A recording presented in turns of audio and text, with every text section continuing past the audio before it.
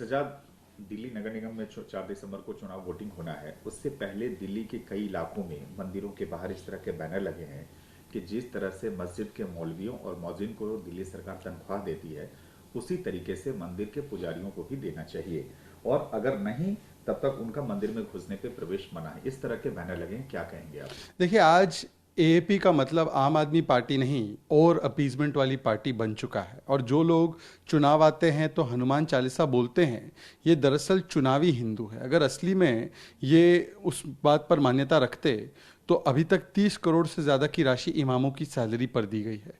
क्या ऐसी सैलरी या ऐसी राशि किसी ग्रंथी को दी गई है, किसी पंडित को दी गई है? 100 करोड़ से ऊपर पैसा खर्च किया गया सरकारी खजाने से वक्फ पर, और वो तब जब 13,000 SC SC OBC के बच्चे फ्री कोचिंग मांग रहे थे, उनको नहीं दी गई। जब DDU के शिक्षक अपना पैसा मांग रहे थे, वेतन मांग रहे थे, वो नहीं दी गई।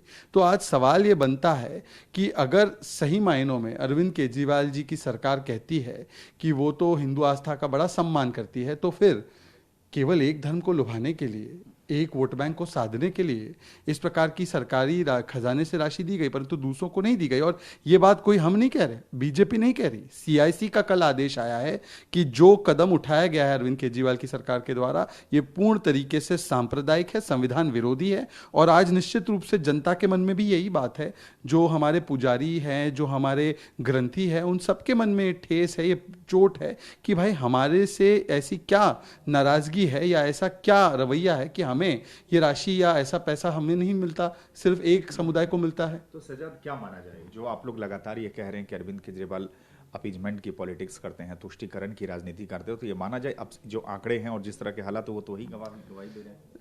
अरविंद केजरीवाल दिल्ली के मनमोहन सिंह है। मनमोहन सिंह जी ने एक बार कहा था कि इन देश के संसाधनों पर पहला अधिकार केवल मुस्लिमों का है।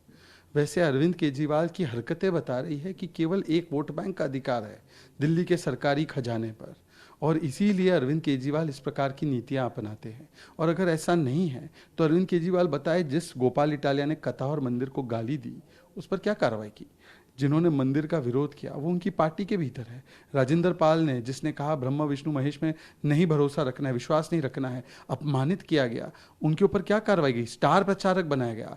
ये इनका असली चेहरा है। और हम मांग करते हैं कि अब CIC का आदेश आने के बाद अब भी आप ग्रंथियों को, हिंदू पंडितों को, बाकी जो धर्म के कैथलिक के प्रीस्ट को क्यों नहीं देते आप राशि, केवल एक समुदाय को साधने के लिए?